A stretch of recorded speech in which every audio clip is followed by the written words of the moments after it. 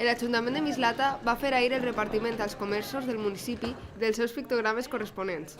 L'ús d'estos pictogrames són necessaris per a que aquelles persones que tenen dificultats amb el llenguatge puguen comprendre millor el seu entorn. Esta idea és la que ha motivat al govern de Mislata a senyalitzar tota la ciutat amb aquest sistema de comunicació orientativa.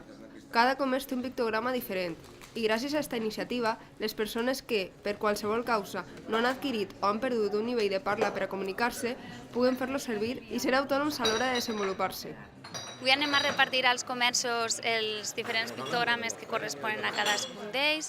Cada establiment, si és un bar o és una tenda de roba, etc., té un pictograma diferenciat per a aquelles persones que tenen dificultats amb el llenguatge bé oral o escrit i necessiten d'una forma alternativa de comunicació, puguen fer servir-la i puguen ser autònoms a l'hora de desenvolupar-se. Este projecte va començar a gestar-se a la Regidoria d'Educació fa un any, on va tenir lloc una primera fase que va consistir en el repartiment de pictogrames per als edificis municipals. Esta és la segona fase, que coincideix amb la Setmana del Dia de la Diversitat Funcional. Aquesta és la segona fase d'aquest projecte. El projecte tingué una primera fase que va ser repartir pictogrames per a tots els edificis municipals, des de la biblioteca, la piscina municipal, l'Ajuntament.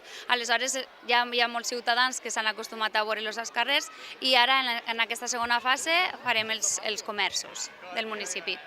Ja són més de 100 establiments que han volgut sumar-se a aquesta iniciativa i introduir a la seva façana estos pictogrames, que han sigut repartits avui. Los comercios que quisieron en su momento, hace ya aproximadamente un año que empezamos con el proyecto, se apuntaron y de los que tenemos ya, ya tenemos prácticamente, están todos hechos, a partir de hoy empezaremos a repartirlos y todos aquellos que lo solicitaron los tendrán, para que los pongan en su fachada y eso y se identifique claramente qué comercio és. Amb aquesta actuació es tanca la segona fase d'aquest projecte i des de l'Ajuntament esperen que els pictogrames compleixin la funció que realment es busca, ajudar a millorar la integració i l'autonomia de tota la ciutadania.